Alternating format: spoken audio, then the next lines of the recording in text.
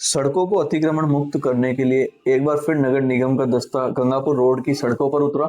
हट धर्मी ठेला चालकों का किया सामान जब्त।